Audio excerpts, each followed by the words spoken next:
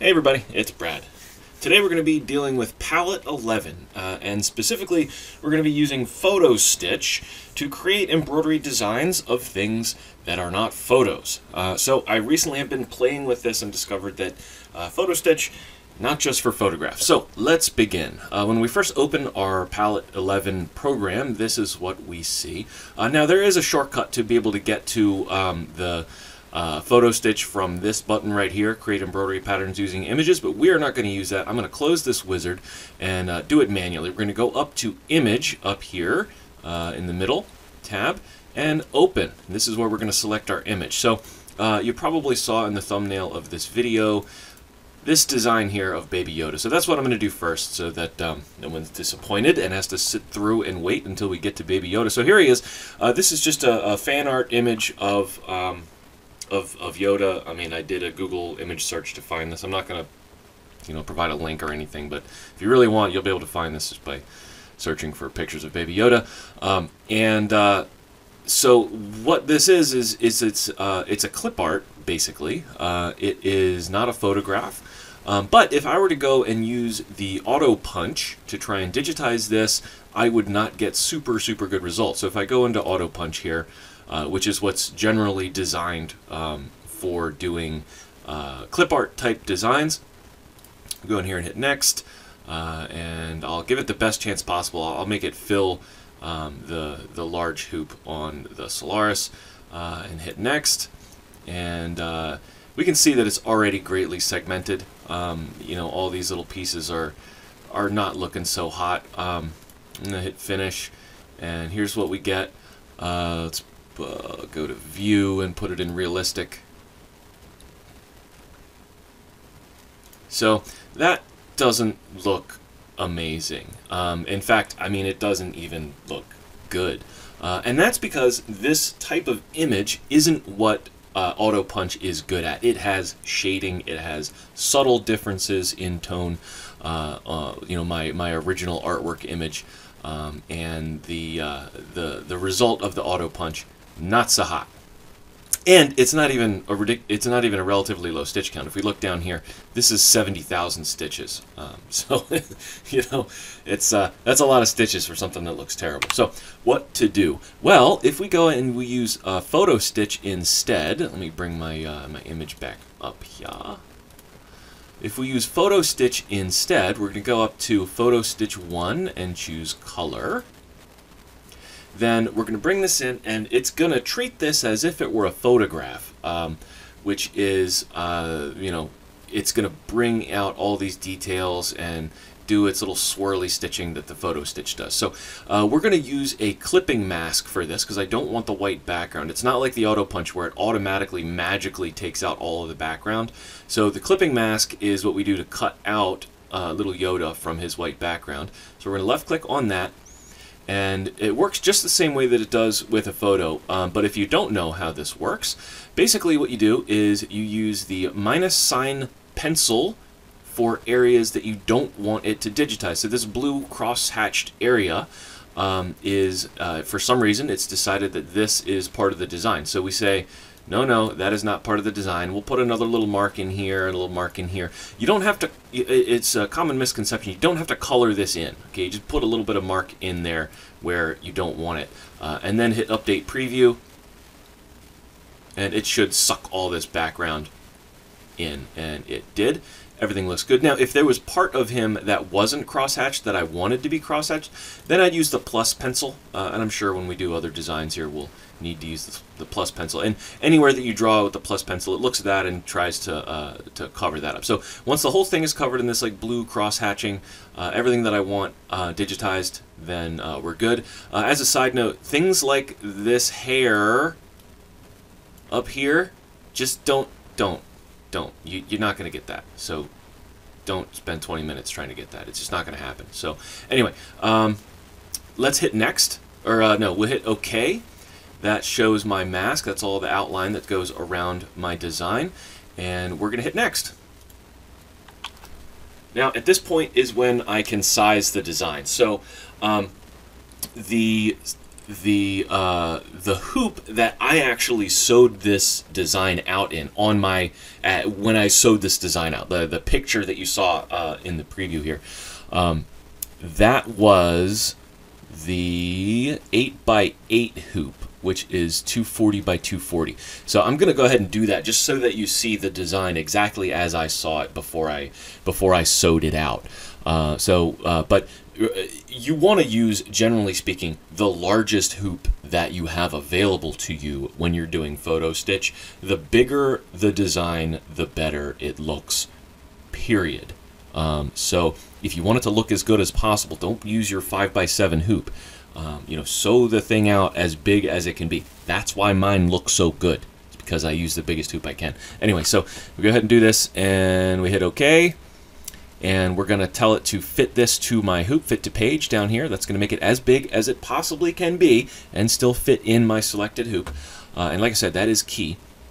And now we're going to hit next. It's going to show me the preview of what my stitches will look like.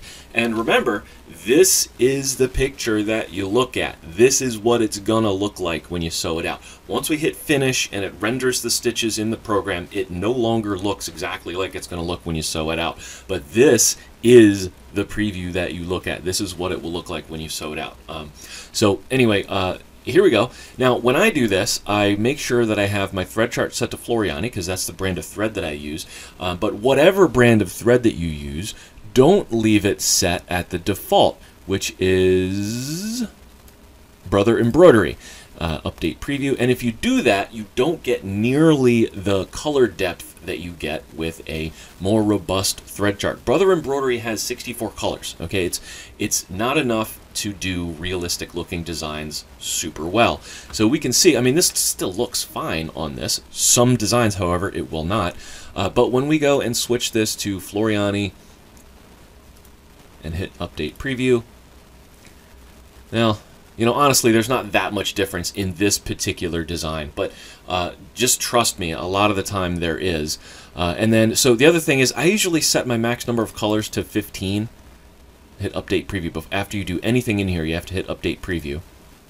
And there, I think that looks better with the 15 colors. It just gives it more, more colors to play with. The other thing I like to do is on any design that I bring in, the first thing that I do is I decrease my brightness by 1 and I increase my contrast by 1, and I see how that looks. Now, if it doesn't look better after I do this, then I can simply undo that.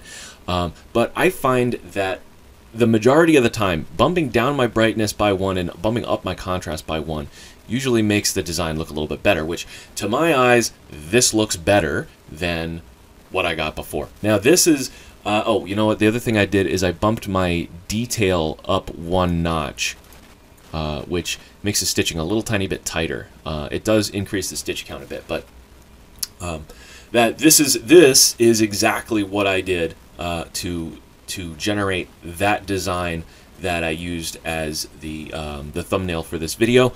And I'm going to hit finish here and let it digitize. So at this point, it is making the stitches, generating the design, and there he is. Now, so as you can see, it doesn't look quite as good when it is drawn in the 3D stitch mode. And that's why I say don't go by what this picture looks like, go by what the previous picture looks like.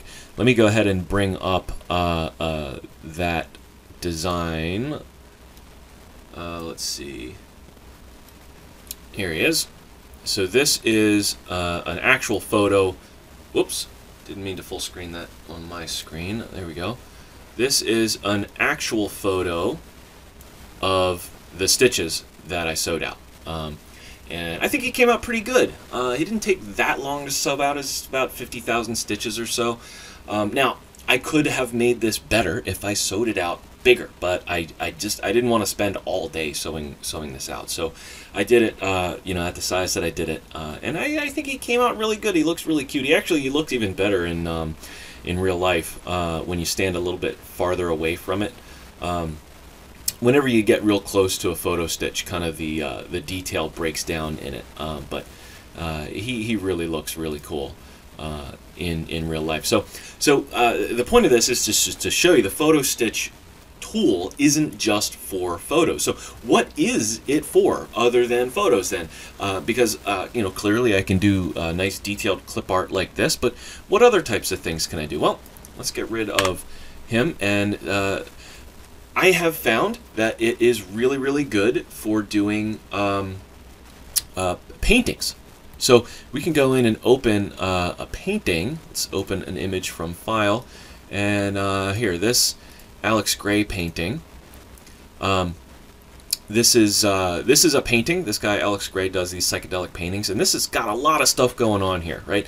Just imagine trying to manually digitize something like this. No, it's no, I would never try to do that.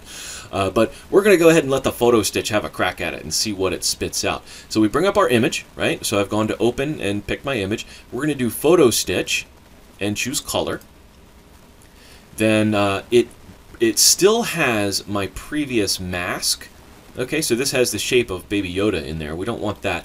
So we can see that it actually remembers the previous masks that I've done. I want just a rectangle mask here, and then I'm going to use my my sizing buttons to bring it back so that it fills the entire frame. If there is a button that automatically does that, automatically makes it fit the entire frame like that, so I don't have to manually drag them, I would like to know about it, because I don't. But anyway, so for this, we want to do the entire rectangle. I'm not going to try and cut out the man's head, or the, you know, the being's head, because he's got, you know, this stuff in the background is actually going on as part of the design. So I want the whole thing. We're going to hit Next now. Now this time I'm going to pick a different hoop size. I'm going to say that I'm using my Solaris. So I'm going to go to Design Settings and choose the absolutely largest frame that I have, 272 by 408. That's your Solaris large hoop, and we don't need to rotate it because this design is a square, so it's not really longer on one side or the other. So we're going to say OK. Then we're going to fit it to the page, which makes it as large as it can go and still fit in the frame, and we're going to hit Next.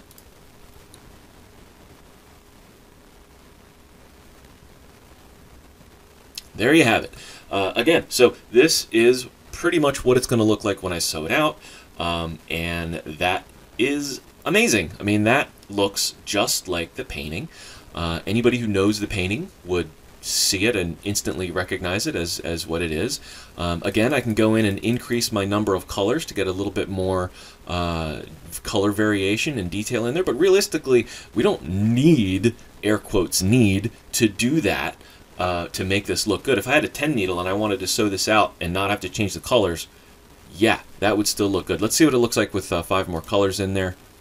A little more vibrant. You know, I always do that. Is it strictly necessary? Probably not, but I don't mind sitting and changing the colors a little bit longer. Let's see what happens if I dump down my brightness and up my contrast by 1. Yeah, it just looks a little bit more vivid when you do that. So, you know, I'm gonna go ahead and leave that at that, and we'll hit Finish and see how many stitches this ends up being.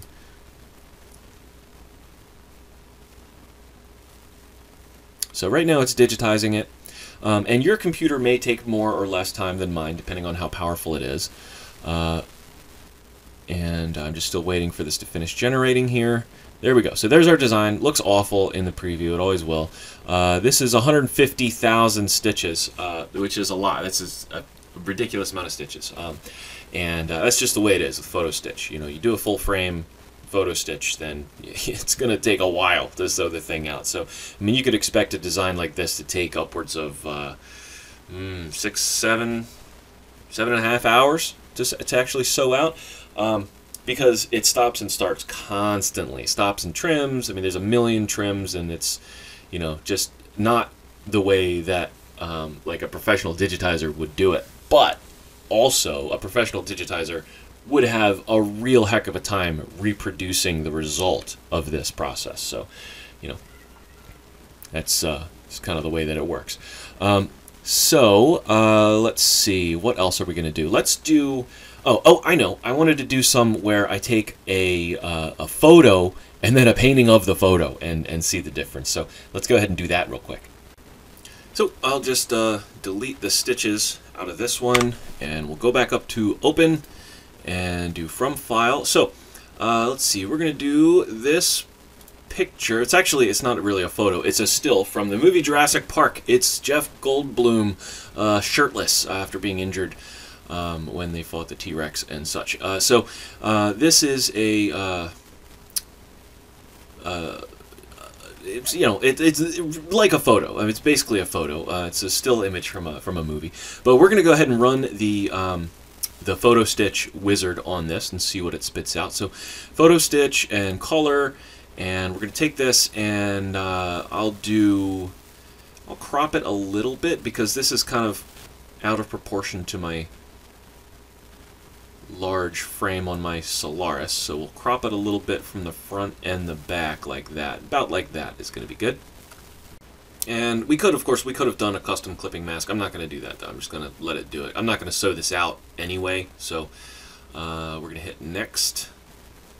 And this time we do need to rotate my frame. So we go to design settings and tell it to rotate our hoop 90 degrees. So that way when we fit it to page, it actually makes it as big as it can. And we'll hit next.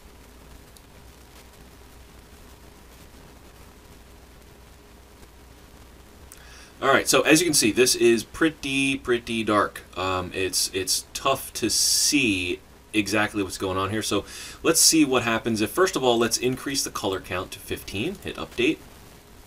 Okay, we get a little bit more skin tone in there when we do that. And then let's increase the contrast. That's better. That's better. And well, I bet you if we decrease the brightness, it's not going to look better in this one just because it's so dark already. Let's hit it and see what happens. Yeah, it makes it like impossible to see it. So instead, let's go the other direction. Let's boost the brightness by 1 and hit update, see what that gets us. That is actually pretty good. Pretty good.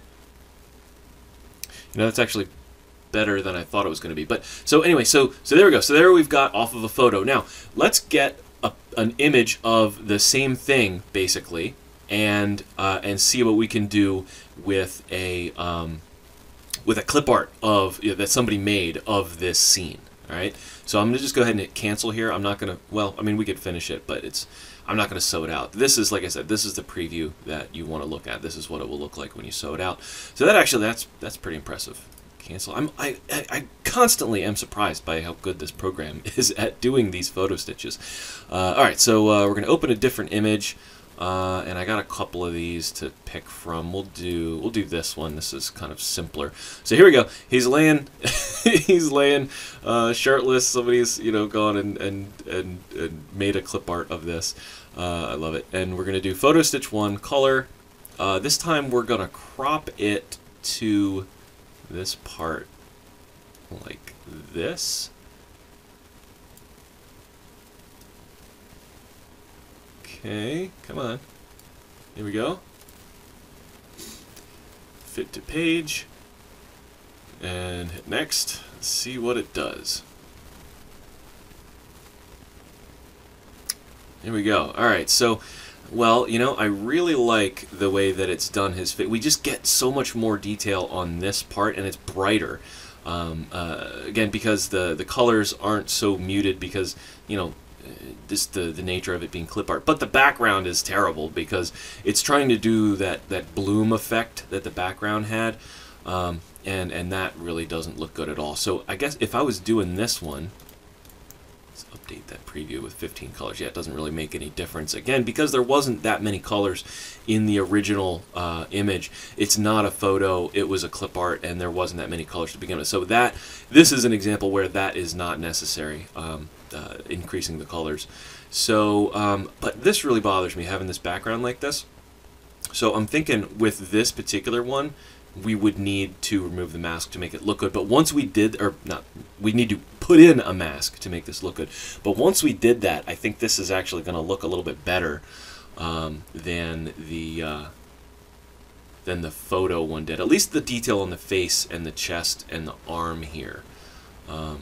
So let's go back and apply a mask to this. So we need to go back to this screen here, and instead of cropping it, we're going to do clipping mask.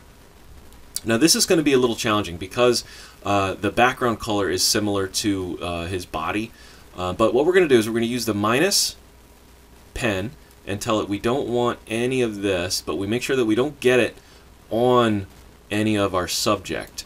And let's just see what that does. Update the preview. See how well it's able to... Okay, so it actually did a good job. It cut it all the way down to there. We just need to get rid of this part back here behind his head.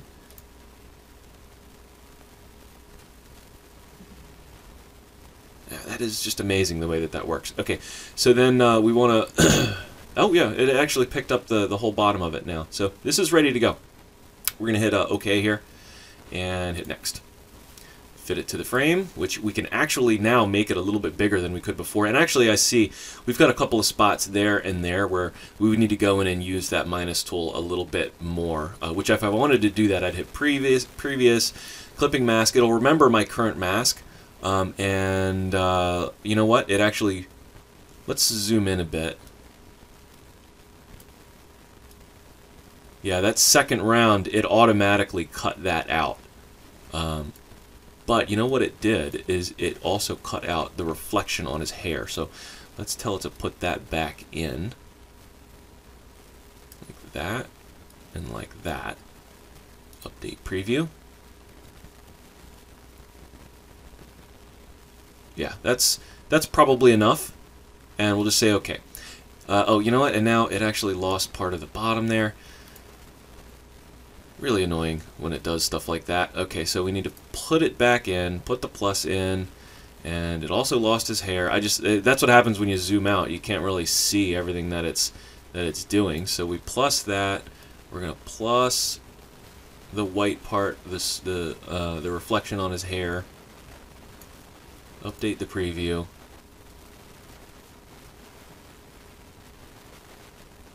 And then we can hit this little eyeball thing, and we can hide our markings. So we can actually see that it's brought in a little bit of this, the white here. Why did it do that?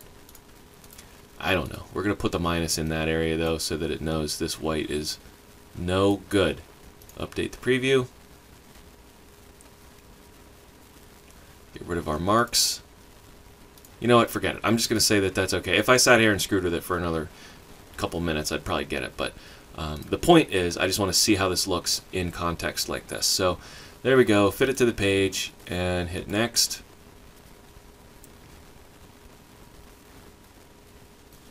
That's so cool. Alright, so we've got our Jeff Goldblum laying here, and here we're gonna make a little design out of this. So if I was actually to do this, I would definitely want to have his quote from this scene.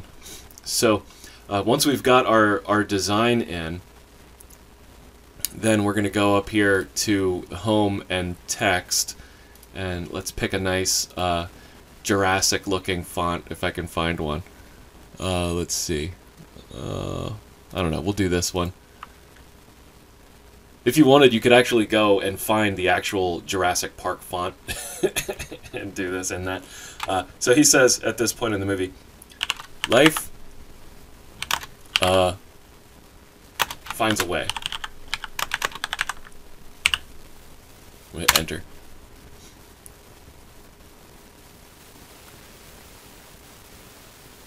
And we'll go ahead and make this a bit bigger.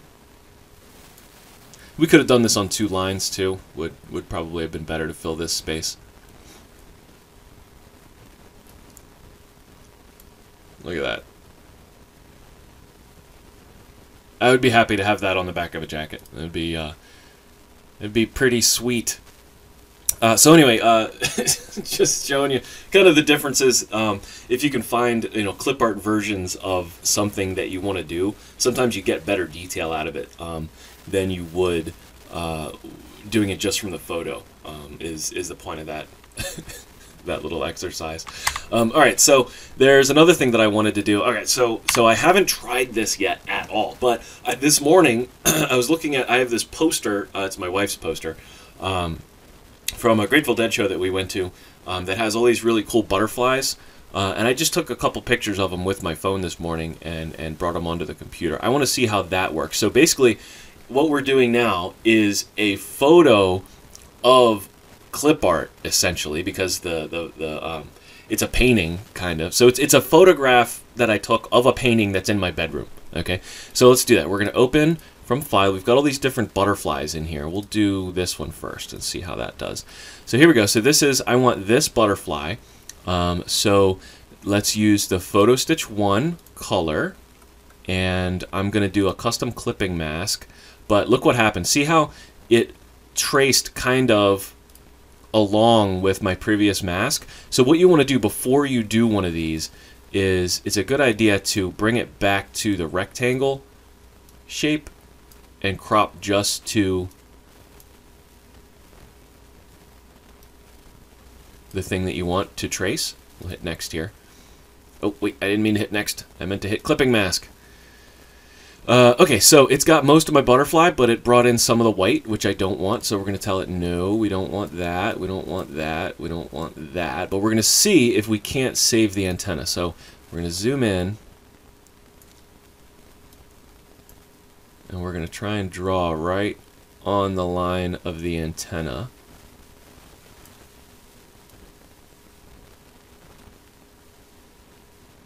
And see what it does.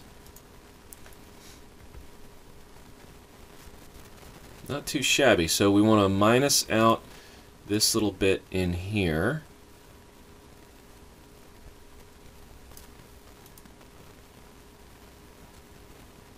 Yep.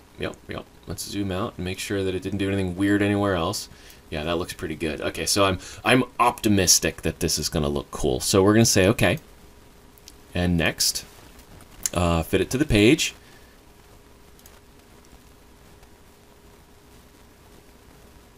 That is wicked.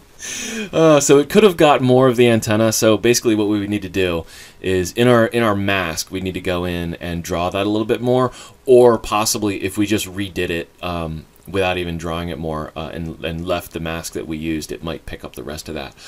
But that looks super, super good. I thought, I was looking at the painting this morning while I was brushing my teeth, and I was like, you know, I bet you could photo stitch this. So, I mean, there's so many things that you can do with this photo stitch. Just things in the world around you can take pictures of and do it.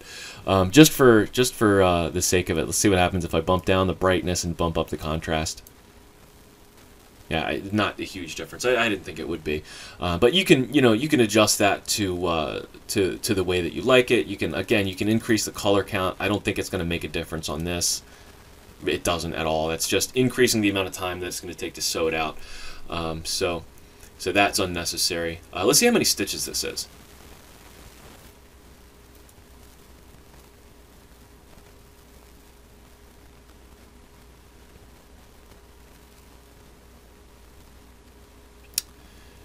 Uh, 109,000. That is a lot of stitches, but it is a huge design.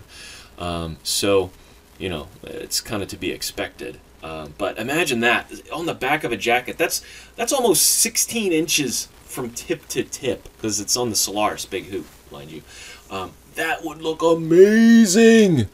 All right, so I thought that would work. I'm not going to go and do more. I know that they'll work from those photos I took this morning. So let's talk about what you can't do with this program. Basically, in Photostitch, I mean, you can't do anything with text. Text is going to look like garbage. So if you've got a design that's got text in it, don't try and do that. Don't try and do like a patch. Like if you're trying to do like a military patch or something like that, it's not going to work. Don't even bother. You've got any kind of logo that's supposed to be like a professional, clean-looking logo. Like imagine like the FedEx logo or something like that. That's not going to work with the Photostitch. It is for things that are shaded. It's for things that have detail, and that's what it's for, really. Let's see. There was something else I wanted to talk about. What was it? Oh, the Grayscale. So I've seen a lot of people when they're playing with the software, you know, the other employees in the store and stuff like that, trying to do black and white pictures. And I just wanted to point something out. It's not, you know, it doesn't matter that much. But when you are doing a picture that is already black and white, okay. So I've got here we go. Marilyn Monroe here, okay? This picture, this is already black and white, okay? We don't need to go in here and do gray for this. We don't need to use the grayscale option for this. It's already black and white. So watch, if I go in and I do color, we'll just do the whole frame just to save time. I'm not gonna do a mask. Okay, so we do this in color. Go ahead and rotate that, fit it to the page, hit next. There we go, that's what we get. These are our colors. Alright, so that's doing this with the color Photostitch. And then if I do the same thing with the grayscale Photostitch,